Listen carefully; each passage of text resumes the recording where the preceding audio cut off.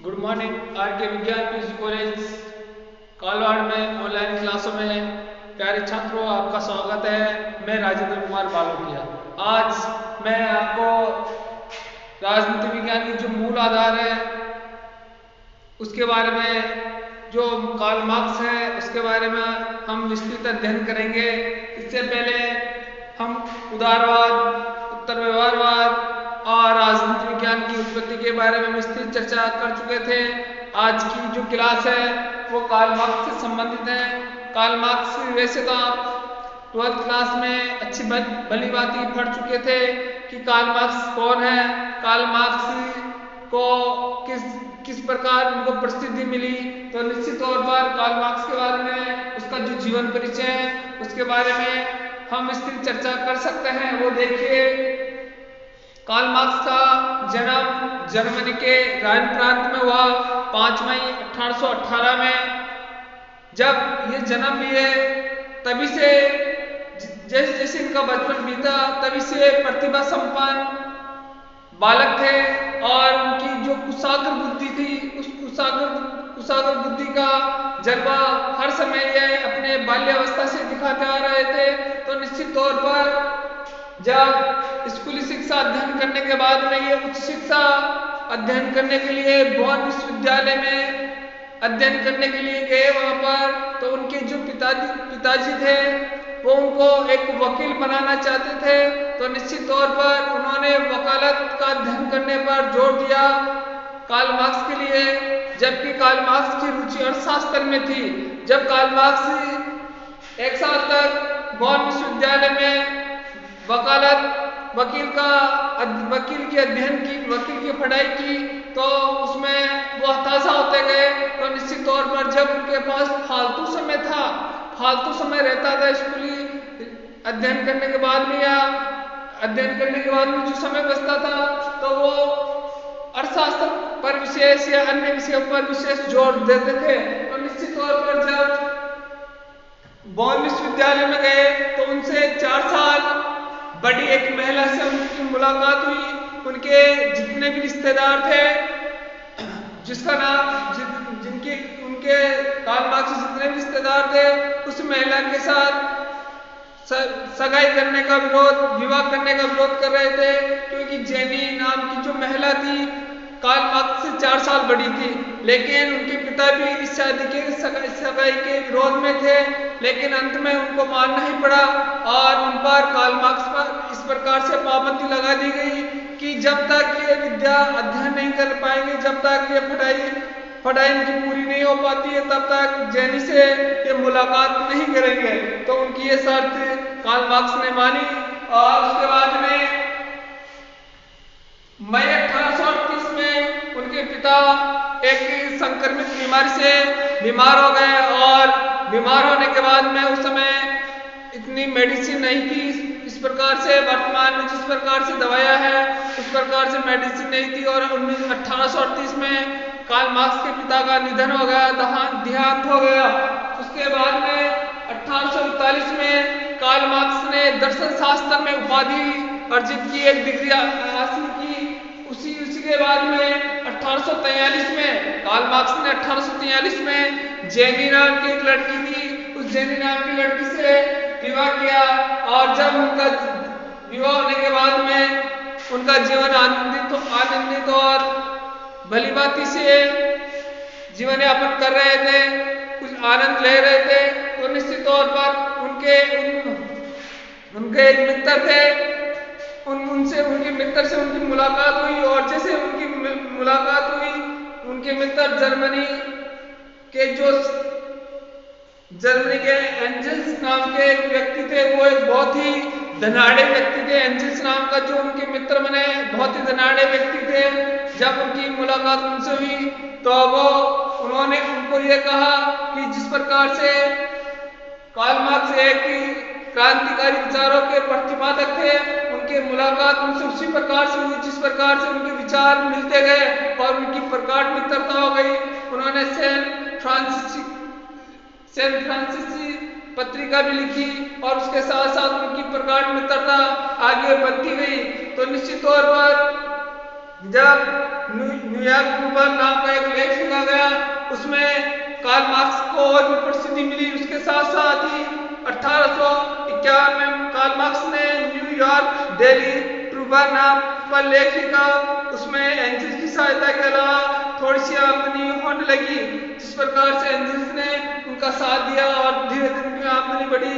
लेकिन 1851 में Karl Marx की स्थिति काफी नाजुक होती गई, क्योंकि उनकी जो स्थिति दयनीय होती गई। तो उस समय 1851 के बाद में उन्होंने डबल रोटी और आलू का सेवन किया, जिससे कि उनकी स्थिति काफी नाजुक होती गई। उनको जो एनर्जी थी, एनर्जी नहीं मिल पा रही थी, और जिस प्रकार से उनको एनर्जी नहीं मिल पाई तो निश्चित तौर पर उनका स्वास्थ्य गिरता गया, और जब स्वास्थ्य गिरा तो बुढ़ापे में उनका जो बीमारियां उनको जकड़ ली, कई अनेक बीमारी से उनके शरीर को जकड़ ली और अंत में उनका जिस्म तोड़ दिया।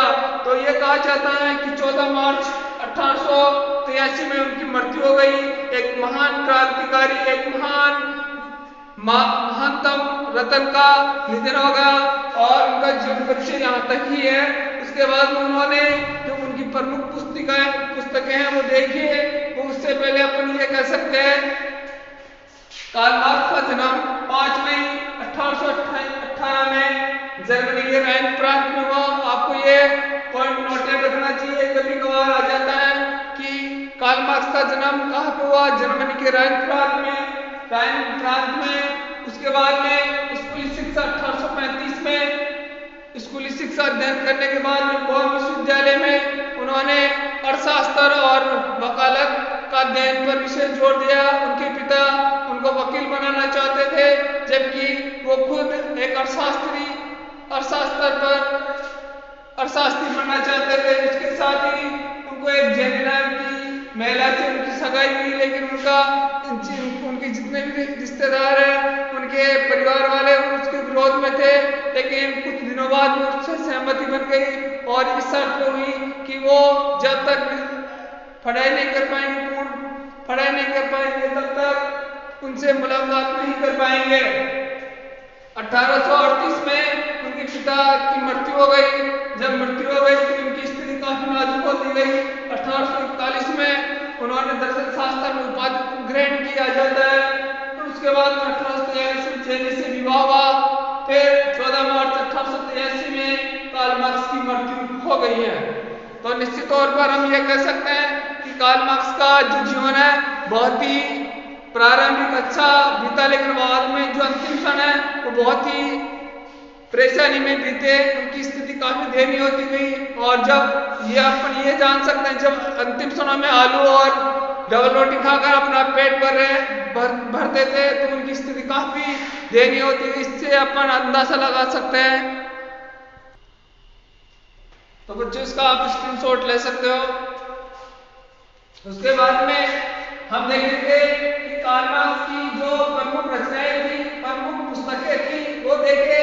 कार्ल मार्क्स की प्रमुख पुस्तक दास कैपिटल थी, वो देखे प्रमुख पुस्तक दास कैपिटल।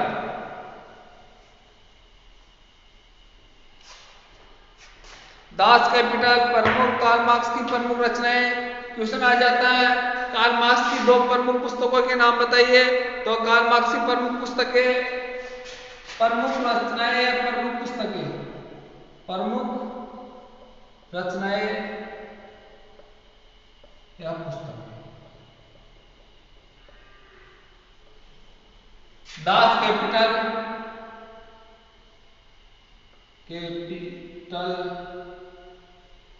किस आ जाता है। दास कैपिटल किसकी पुस्तक है? कार्ल मार्क्स की है, कैपिटल। दूसरी पुस्तक आ जाएगी वैल्यू, प्राइस एंड प्रॉफिट। दूसरी पुस्तक है value, price and profit. Price and profit दूसरी पुस्तक का नाम आ जाता है वैल्यू, प्राइस एंड प्रॉफिट।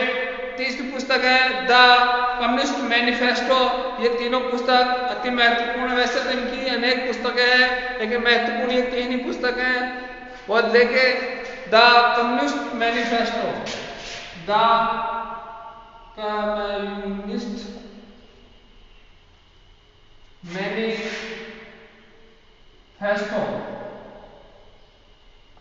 तो आ जाता है बेटे आपको अच्छी तरह मैन्युफेस्टो,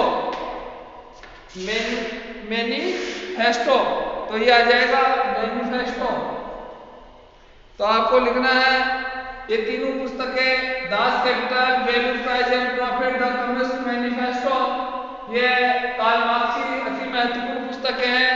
कभी पूछ लेता है जब आप कंपटीशन में दो या फिर आपकी बीए पार्ट फर्स्ट ईयर है या फिर बीए पार्ट थर्ड ईयर में भी कार्ल मार्क्स का आप अध्ययन करेंगे। जब आप सेकेंड ईयर के बाद में आप थर्ड ईयर में जाएंगे तो ये अति महत्वपूर्ण पुस्तक है। उसका उनको आप एक बार स्क्रीनशॉट ले सकते हो, आप लिख सकते हो दास कैपिटल। दूसरी पुस्तक है वैल्यू, प्राइस एंड मैनिफेस्टो। तीसरी पुस्तक है द कम्युनिस्ट मैनिफेस्टो।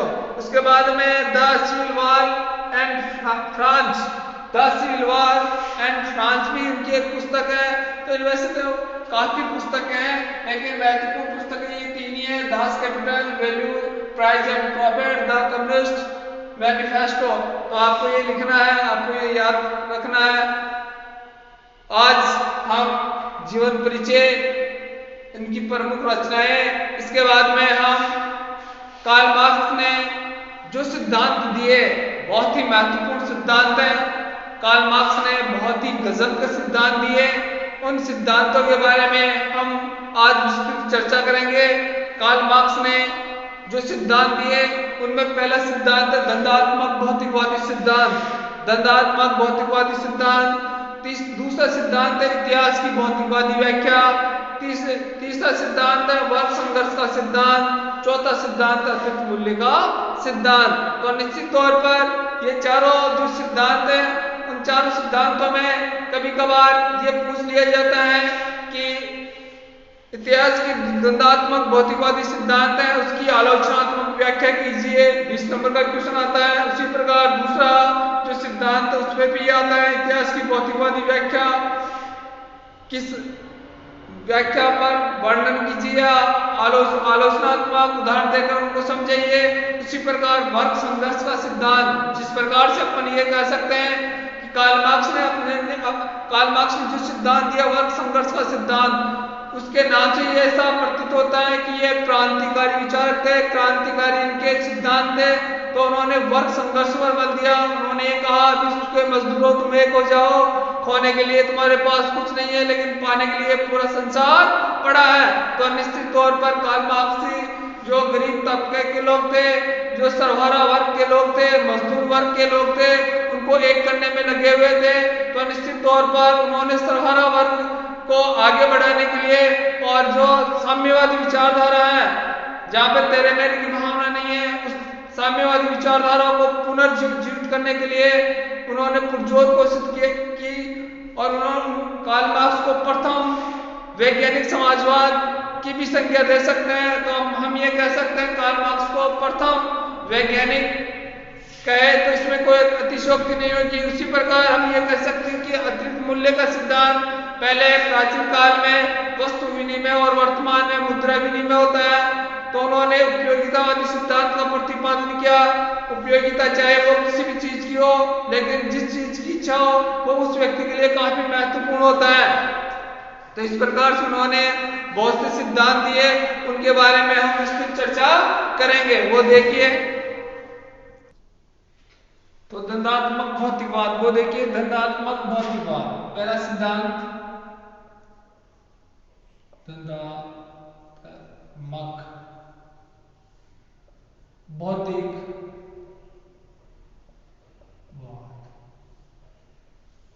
ये कार्ल मार्क्स का पहला सिद्धांत है द्वंद्वात्मक भौतिकवाद। तो निश्चित तौर पर द्वंद्वात्मक भौतिकवाद का सिद्धांत मार्क्स के संपूर्ण जीवन का मूल आधार है। मार्क्स का संपूर्ण जीवन का मूल आधार है, जिस प्रकार से कार्ल मार्क्स ने साम्यवादी विचारधारा का प्रतिपादन किया। जैसे साम्यवादी विचारधारा, जहां पर तेरे मेरे की भावना ना हो, तेरे मेरे की भावना। तो निश्चित तौर पर कार्ल मार्क्स का संपूर्ण जीवन का आधार दंडात्मक भौतिकवाद है। तो दंडात्मक भौतिकवादी सिद्धांत कार्ल मार्क्स ने जो दंडात्मक है, ये कार्ल मार्क्स ने हीगल से ग्रहण किया। जो दंडात्मक जो पद्धति है, द्वंद्ववाद का विचार, द्वंद्ववाद का विचार, या द्वंद्ववाद का विचार कार्ल मार्क्स ने किससे ग्रहण किया? हीगल से। भौतिकवाद फायरवाद से।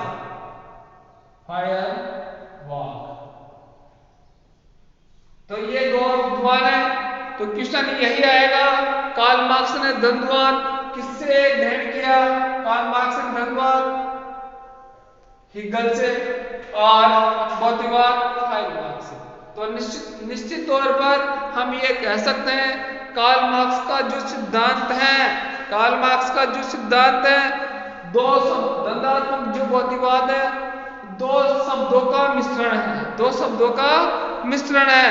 और जब दो शब्दों का मिश्रण है तो निश्चित तौर पर दंडात्मक भौतिकवाद में दो शब्द है। इनमें प्रथम शब्द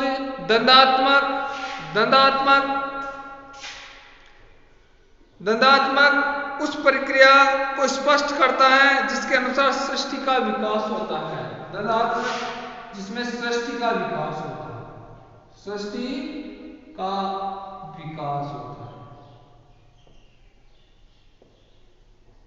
दर्शाता है। और भौतिकवाद जो सृष्टि का मूल तत्व को सूचित करता है। भौतिकवाद सृष्टि के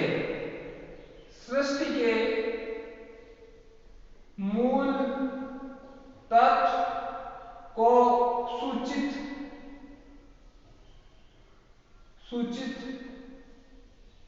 करता है। या आपको ये लिखना है, सूचित करते हैं। तो निश्चित तौर पर हम ये कह सकते हैं कि दंडात्मक भौतिकवाद कार्ल मार्क्स का जो दंडात्मक भौतिकवादी जो सिद्धांत है, दो शब्दों से मिलकर बना है। एक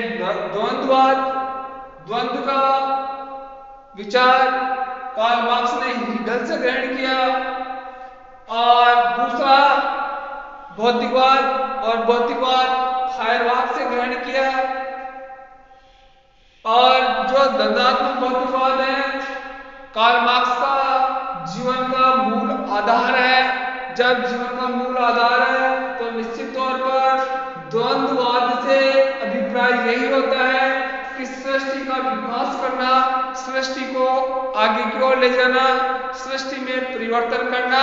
उसी प्रकार भौतिकवाद का जो कार्ल मार्क्स ने जो ग्रहण किया था फायरवाद से, और उसका अर्थ होगा सृष्टि का मूल तत्व को सूचित करना। और ये संसार का मूल जड़ तत्व है, मूल चेतना तत्व है, ये मूल आधार है। तो निश्चित तौर पर भौतिकवाद का अर्थ यही होता है कि सृष्टि के मूल तत्व को सूचित करना है। तो निश्चित तौर पर हम ये कह सकते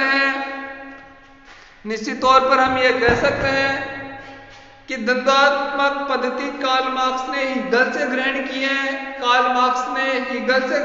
है, और भौतिकवाद फायरवाद से दंडात्मक भौतिकवाद दो शब्दों से मिलकर बना है। दंडात्मक उस प्रक्रिया को कहते हैं जिसके अनुसार सृष्टि का विकास होता हो, और भौतिकवाद का अर्थ होता है सृष्टि का मूल तत्व, जिसको फायरवाद के द्वारा, कार्ल मार्क्स के द्वारा सृष्टि के मूल तत्व को सूचित करता है। तो निश्चित तौर पर इसका आप स्क्रीनशॉट ले लीजिए।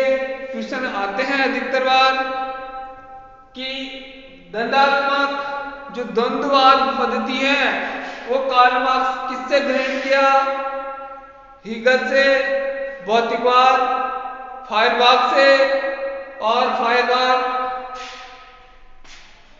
में सृष्टि का मूल तत्व को सूचित करता है भौतिकवाद में कार्ल मार्क्स ने, और द्वंद्वात्मक में सृष्टि का विकास होना बताया गया है। तो निश्चित तौर पर ये 4 नंबरों का क्वेश्चन आएगा, ये 4 अंकों का आएगा, तो आपको ये घबराना नहीं है। तो द्वंद्वात्मक भौतिकवाद से आप क्या समझते हो, या फिर ये आ सकता है द्वंद्वात्मक भौतिकवाद की आलोचनात्मक व्याख्या कीजिए, तो ये 20 नंबर का आएगा।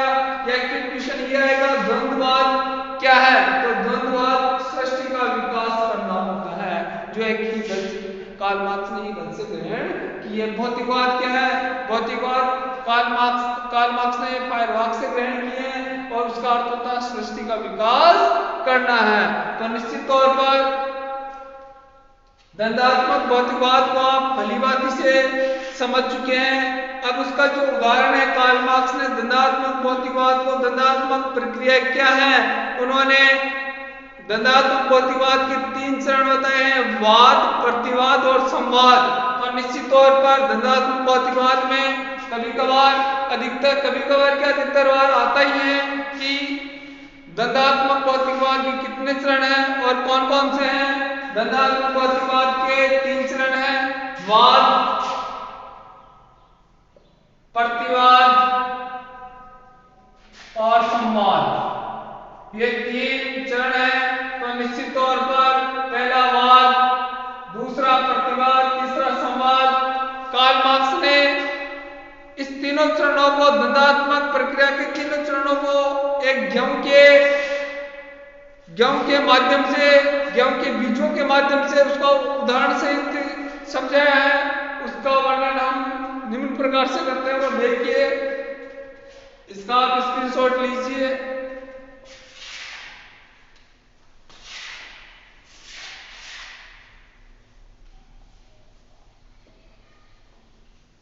तो द्वंद्वात्मक प्रक्रिया का उदाहरण, तो कार्ल मार्क्स ने द्वंद्वात्मक प्रक्रिया के उदाहरण में वाद, प्रतिवाद और संवाद।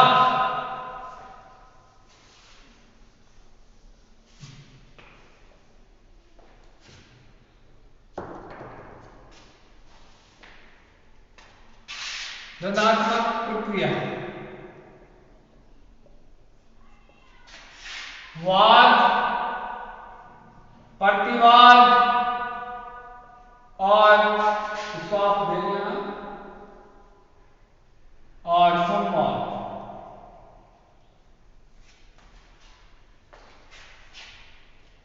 ये द्वंद्वात्मक प्रक्रिया है। तो निश्चित तौर पर हीगल के अनुसार समाज की प्रगति प्रत्यक्ष न होकर एक टेढ़े मेढ़े तरीके से हुई है, जिसने 3 अंग बताए। हीगल ने यह कहा कि समाज की प्रगति एक निश्चित रास्ते से न होकर एक टेढ़े मेढ़े तरीके से हुई है। तो हीगल ने यह कहा कि इसमें वाद, प्रतिवाद और संवाद, और उसका उदाहरण से बताया कि मार्क्स की द्वंद्वात्मक पद्धति का आधार हीगल का यही द्वंद्ववादी दर्शन है। और कार्ल मार्क्स ने का जो सिद्धांत है, तो उन्होंने जिस प्रकार से हीगल ने कहा कि वाद, प्रतिवाद और संवाद समाज का टेढ़े मेढ़े तरीके से विकास हुआ है, तो इसी का यह दर्शन है। तो निश्चित तौर पर हम ये कह सकते हैं कि हीगल के अनुसार समाज की प्रगति प्रत्यक्ष न होकर एक टेढ़े मेढ़े तरीके से हुई, जिसके 3 अंग हैं, वाद, प्रतिवाद और संवाद। मार्क्स की द्वंद्वात्मक पद्धति का आधार हीगल का ही यही द्वंद्ववादी पद्धति का दर्शन है। मार्क्स ने द्वंद्वात्मक प्रक्रिया को गेहूं के पौधे के उदाहरण से समझाया है। कार्ल मार्क्स ने द्वंद्ववादी जो पद्धति है, द्वंद्ववादी जो दर्शन है, उसको गेहूं के पौधे के माध्यम से बताया। जैसे गेहूं है, गेहूं के पौधे का उदाहरण से समझाया। गेहूं का दाना वाद, गेहूं का दाना वाद, दाने के बाद में उसको अंकुरित करते हैं, निवाई गुड़ाई करते हैं, भूमि में बोने से वह गलकर अंकुरित हो जाता है और पौधे का रूप ग्रहण कर लेता है और यह पौधा विकास चरण का प्रतिवाद है। गेहूं का दाना भूमि में इसकी निवाई गुड़ाई करके भूमि में बो देते हैं और ये गलकर सड़कर अंकुरित हो जाता है और अंकुरित होकर ये पौधे का रूप ग्रहण कर लेता है। अंकुरित होकर भूमि से बाहर निकलता है। भूमि से बाहर निकलता है वो प्रतिवाद हो जाता है। भूमि से बाहर निकलता है, भूमि के बाहर आने के बाद में उसको सिंचाई करते हैं, जल देते हैं, कई प्रकार के रासायनिक खाद वगैरह देते हैं और पुनः वो गेहूं की बालियों में आ जाता है। और जब गेहूं की बालियों में आने के बाद में उस बाली में गेहूं पनप जाते हैं, उसको सुखाकर थ्रेसर में या मशीन के माध्यम से उसको पुनः गेहूं अर्जित कर लेते हैं। वो संवाद आता है। वो क्या आ जाता है? संवाद आता है। तो निश्चित तौर पर पेन वाद यानी कि मैं कह सकता हूं, मैं बोल रहा हूं वाद, आप सुन रहे हो प्रतिवाद। और जब आप एग्जाम देंगे, मेरे सुने हुए को फटकर आप एग्जाम देंगे और जब आपका परिणाम आएगा वो क्या होगा? संवाद। तो निश्चित तौर पर गेहूं को भूमि में बोना प्रतिवाद और भूमि से बाहर निकलना यह प्रतिवाद।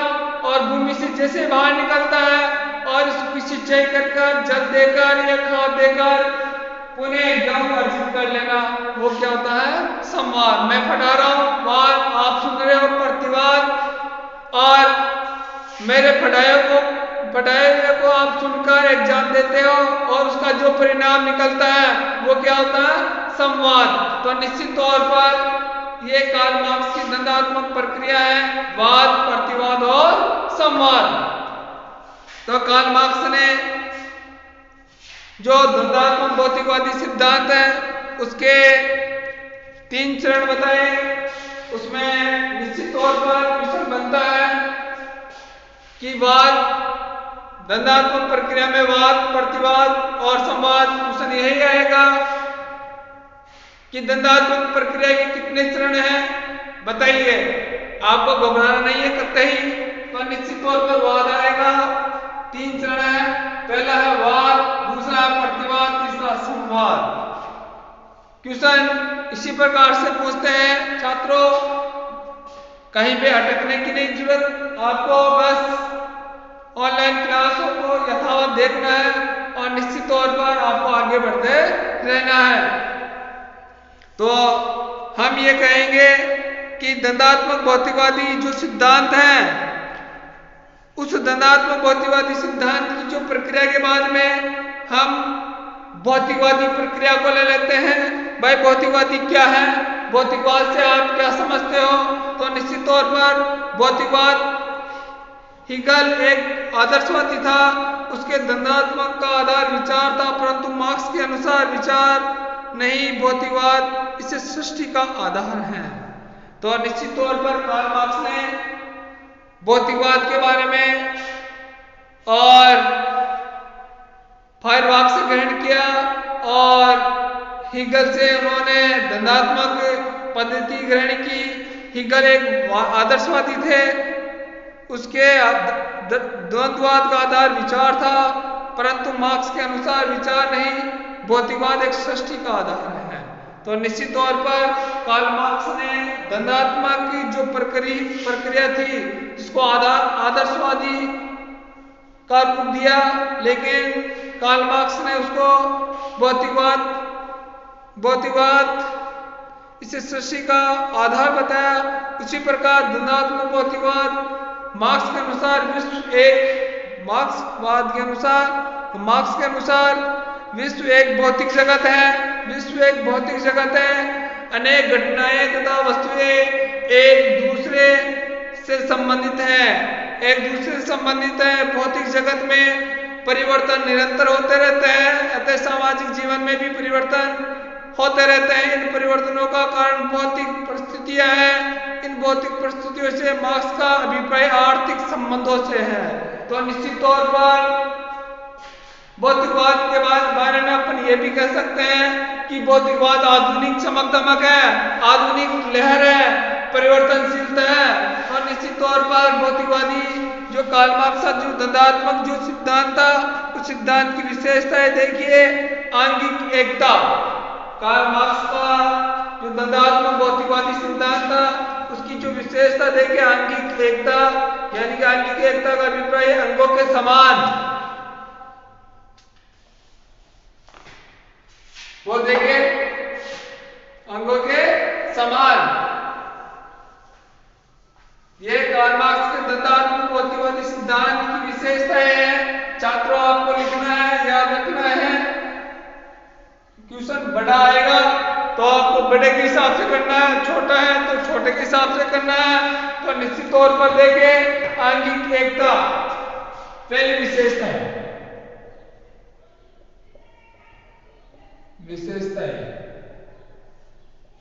पहली विशेषता है आंगिक एकता। आंगिक एकता वो देखिए, आंगिक एकता। दूसरी विशेषता देखिए आप परिवर्तनशीलता, परिवर्तनशीलता या गतिशीलता कह सकते हैं। दूसरी लिखिए गतिशीलता। तीसरी परिवर्तनशीलता, तीसरी परिवर्तनशीलता, परिवर्तन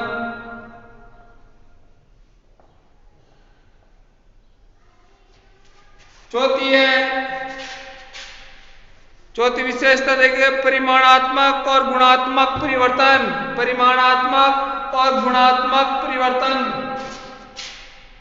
परिमाणात्मक और गुणात्मक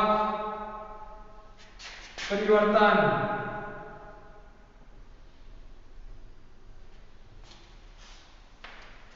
पांचवी विशेषता देखिए क्रांतिकारी प्रक्रिया, क्रांतिकारी प्रक्रिया।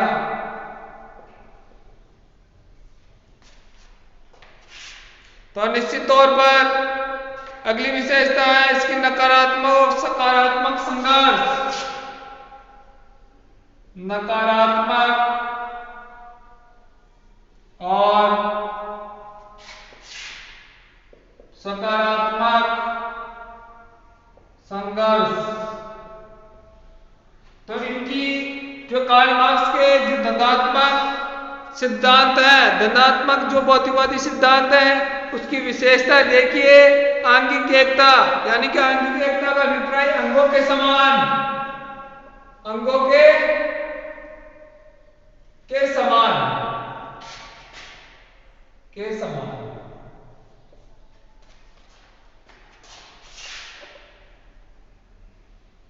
अंगों के समान, जिस प्रकार से हम ये कह सकते हैं कि द्वंद्ववाद के अनुसार प्रकृति के सभी पदार्थ, द्वंद्ववाद के अनुसार प्रकृति के सभी पदार्थ एक दूसरे पर निर्भर हैं तथा उनमें आंगिक एकता पाई जाती है, तथा आंगिक एकता पाई जाती है।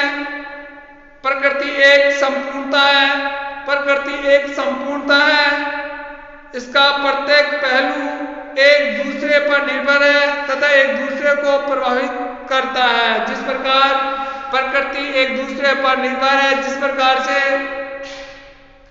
भारत देश में चाय का उत्पादन ज्यादा होता है, कई देशों में अन्य खाद्यान्नों का उत्पादन ज्यादा होता है, तो निश्चित तौर पर भारत चाय का उत्पादन वहां पर विक्रय करेगा, वहां पे भेजेगा और वहां से कुछ चीजें यहाँ पे मंगाएगा। तो निश्चित तौर पर प्रकृति एक दूसरे को आदान प्रदान करके एक दूसरे का सहयोग करते हैं। इसी प्रकार कार्ल मार्क्स का जो सिद्धांत है वो द्वंद्वात्मक आंगिक एकता का सिद्धांत है, अंगों के समान बताया है इस सिद्धांत को। उसी प्रकार गतिशीलता, प्रकृति में पाए जाने वाले प्रत्येक पदार्थ गतिशील है, लगातार गतिशीलता में उसमें परिवर्तन होता रहता है, जिसके कारण कुछ चीजें उत्पन्न तथा विकसित होती रहती हैं। प्रकृति गतिशील है, हमेशा क्रियान्वित होती रहती है, आगे चलती रहती है, किसी कभी नष्ट होती है तो कभी उत्पन्न होती है। तो निश्चित तौर पर ये विधि का विधान है, जो जन्म लेता है उसकी मृत्यु निश्चित है, अटल सत्य है। तो निश्चित तौर पर प्रकृति अपन को देती भी है और अपन से लेती भी है। उसी प्रकार तीसरी विशेषता ये है कि परिवर्तनशीलता, भौतिकवादी जो सिद्धांत है कार्ल मार्क्स का, ये परिवर्तनशील है, कभी रुकता नहीं है, यह आधुनिक चमक दमक है, वक्त और समय के साथ साथ अपने आप में परिवर्तन करता है, वक्त की नजाकत को देखते ही आगे बढ़ता रहता है। उसी प्रकार हम ये कह सकते हैं परिवर्तनशीलता को हम इस प्रकार से भी देख सकते हैं, भौतिक जगत निरंतर परिवर्तनशील है, भौतिक जगत निरंतर परिवर्तनशील है, अतः सामाजिक जीवन में उसी के अनुसार परिवर्तन होते हैं। सामाजिक जीवन में वक्त के साथ साथ परिवर्तन होते हैं, यह प्रक्रिया द्वंद्ववाद के द्वारा चलती है। परिवर्तनशीलता द्वंद्ववाद के अनुसार चलती है, वक्त और समय के साथ साथ बदलती रहती है। इसी प्रकार परिमाणात्मक परिणाम और गुणात्मक गुणों के आधार पर प्रकृति में परिवर्तनशील एवं विकास साधारण रीति से केवल परिमाणात्मक ही नहीं होते बल्कि गुणात्मक भी होते हैं। गुणात्मक परिवर्तन झटके के साथ क्रांतिकारी रीति से होते हैं, गुणात्मक परिवर्तन झटके के साथ क्रांतिकारी रीति के अनुसार होते हैं। पुरानी वस्तु में परिमाणात्मक परिवर्तन एक बिंदु पर आकर गुणात्मक परिवर्तन में हो जाते हैं, जैसे पानी गर्म हो रहा है और एक विशेष बिंदु पर आकर वह भाप बन जाएगा और उसमें यह परिवर्तन गुणात्मक परिवर्तन होता है। तो निश्चित तौर पर गुणात्मक और परिणात्मक परिवर्तन होते रहते हैं, ये कार्ल मार्क्स की नेक्स्ट विशेषता है। उसी प्रकार क्रांतिकारी प्रक्रिया कार्ल मार्क्स द्वंद्वात्मक भौतिकवादी सिद्धांत में साम्यवादी दर्शन को देखता है, गुणात्मक परिवर्तन को देखता है, परिवर्तनशीलता को देखता है, गतिशीलता को देखता है। तो निश्चित तौर पर क्रांतिकारी परिवर्तन एक स्वाभाविक प्रक्रिया होगी, तो उसमें यह कहा गुणात्मक परिवर्तन को क्रांतिकारी प्रक्रिया माना जाता है, गुणात्मक परिवर्तन को क्रांतिकारी प्रक्रिया माना जाता है। वस्तुओं में गुणात्मक परिवर्तन धीरे धीरे न होकर एक अति शीघ्रता के साथ और अचानक होते हैं। उसी प्रकार उनकी कार्ल मार्क्स की जो द्वंद्वात्मक भौतिकवादी सिद्धांत है उसकी नेक्स्ट विशेषता है नकारात्मक और सकारात्मक संघर्ष। नकारात्मक और सकारात्मक, हमेशा उसमें नेगेटिव और पॉजिटिव, सकारात्मक और नकारात्मक दोनों विचार उत्पन्न होते हैं। उन्होंने ये कहा प्रकृति प्रत्येक वस्तु में अंतर विरोध होता है, विकास का आधार संघर्ष है और सामंजस्य या मेल मिलाप नहीं, केवल संघर्ष के माध्यम से ही विरोधी पक्षों में आपसी टकराव से ही विकास होता है। तो निश्चित तौर पर कार्ल मार्क्स ने ये कहा है कि जो सकारात्मक और नकारात्मक परिवर्तन होते हैं वो हमेशा क्रांतिकारी परिवर्तनों के द्वारा ही होते हैं, क्योंकि सामंजस्य और मेल मिलाप के द्वारा विकास नहीं होगा, क्रांति के माध्यम से ही विकास होगा, ये कार्ल मार्क्स ने कहा है। तो निश्चित तौर पर नकारात्मक और सकारात्मक परिवर्तन कार्ल मार्क्स की एक बहुत ही बड़ी उपलब्धि रही है, लेकिन उपलब्धि के साथ साथ इसमें अनेक कमियां भी रही हैं। वो कमियां अर्थात उनकी आलोचनाएं देखे तो आलोचना इसका आप एक स्क्रीनशॉट ले सकते हो। आलोचना में पहली आलोचना यह है आत्म तत्व की उपेक्षा।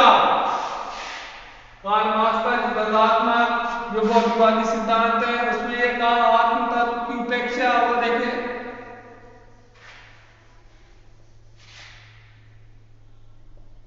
आलोचना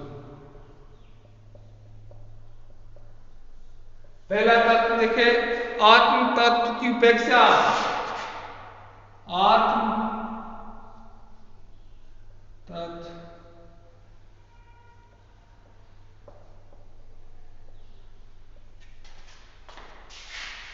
दूसरी आलोचना लिखे भौतिकवाद की धारणा अस्पष्ट, भौतिकवाद की धारणा अस्पष्ट, भौतिकवाद की धारणा अस्पष्ट। तीसरी लिखे भौतिकवादी दर्शन, तीसरी लिखे भौतिकवादी दर्शन।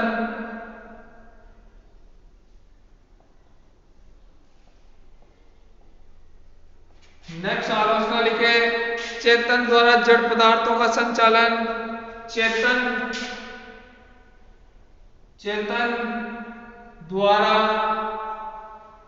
जड़ पदार्थों का संचालन।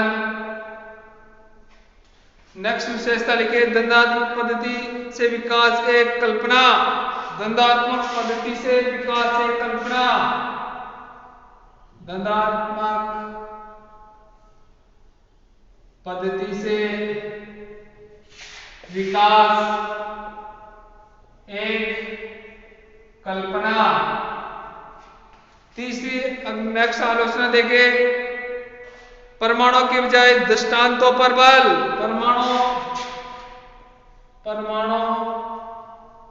की बजाय दृष्टांतों पर बल, बजाय दृष्टांतों पर बल। तो निश्चित तौर पर कार्ल मार्क्स ने जो द्वंद्वात्मक भौतिकवादी सिद्धांत का सिद्धांत प्रतिपादन किया, लेकिन इसमें काफी अच्छाई होने के बावजूद भी कुछ कमियां रही है और उन कमियों को हर विद्वान नजरअंदाज नहीं कर सकते हैं। तो निश्चित तौर पर इस सिद्धांत की भी आलोचना के अनेक बिंदुओं को पहले आलोचना का पहला बिंदु देखे आत्म तत्व की उपेक्षा। कार्ल मार्क्स ने इसमें आत्म रूपी जो ढांचा है, अंतरात्मा का जो मानव रूपी ढांचा है, उसमें साधनों पर तो बल दे दिया लेकिन अंतरात्मा की उपेक्षा की है, इसलिए इसकी आलोचना की गई है। आत्म तत्व की उपेक्षा, इसमें मानवता तत्व की उपेक्षा की है, मानव जबकि हर मनुष्य में अंतरात्मा होती है। तो कार्ल मार्क्स ने पदार्थ को ही महत्व दिया है, मनुष्य की अंतरात्मा को महत्व नहीं दिया है। तो कार्ल मार्क्स ने मात्र पदार्थ पर बल दिया है लेकिन अंतरात्मा को मार दिया है, इसलिए इसकी आलोचना की गई। तो निश्चित तौर पर भौतिकवाद की धारणा स्पष्ट, कार्ल मार्क्स ने भौतिकवाद की सुस्पष्ट व्याख्या नहीं की गई है। उसने यह सिद्ध नहीं किया कि पदार्थ किस प्रकार से गति करता है, स्पष्ट व्याख्या की है। कार्ल मार्क्स ने यह नहीं बताया कि पदार्थ किस प्रकार से गति करता है। और निश्चित तौर पर यह आलोचना का एक आधार बना है। तीसरी आलोचना है चेतन भौतिकवादी दर्शन। भौतिकवादी दर्शन में आलोचकों के अनुसार केवल भौतिकवादी दर्शन के आधार पर आदर्शवादी दर्शन की सृष्टि नहीं की जा सकती है।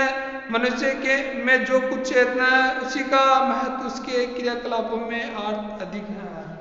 कहने का मतलब दर्शन ही सब कुछ नहीं है, दर्शन भौतिकवादी दर्शन ही सब कुछ नहीं है, लेकिन मनुष्य में दर्शन के अलावा और बिंदु भी हैं, इसलिए भी इसकी आलोचना की गई है। उसी प्रकार चेतन द्वारा जड़ पदार्थों का संचालन, चेतन द्वारा जड़ पदार्थों का संचालन।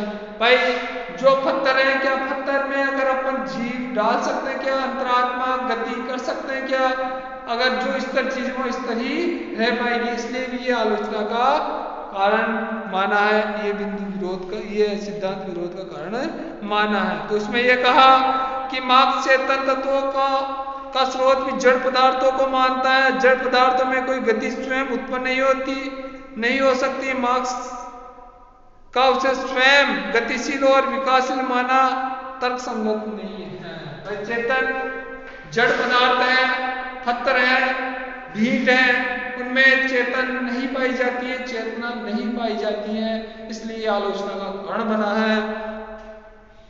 अगला आलोचना का कारण यह द्वंद्वात्मक पद्धति से विकास एक कल्पना, जहां पर द्वंद्व है, जहां पर संघर्ष है, जहां पे क्रांति है, वहां पर विकास असंभव है। तो हम ये कह सकते हैं जहां पर युद्ध होगा, जहां पे क्रांति होगी, जहां पे संघर्ष होगा, वहां पर विकास होना अति असंभव है, विकास हो ही नहीं सकता है, इसलिए भी आलोचना का कारण बना है।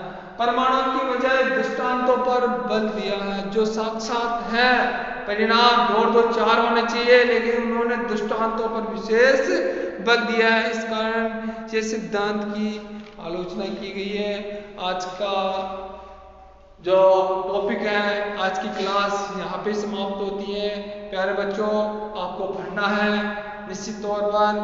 इस समय कोरोना काल चल रहा है, आपको निश्चित तौर पर आगे बढ़ना है, तो निश्चित तौर पर ऑनलाइन क्लासों को आप रेगुलर देखिए और इसका विशेष अध्ययन कीजिए।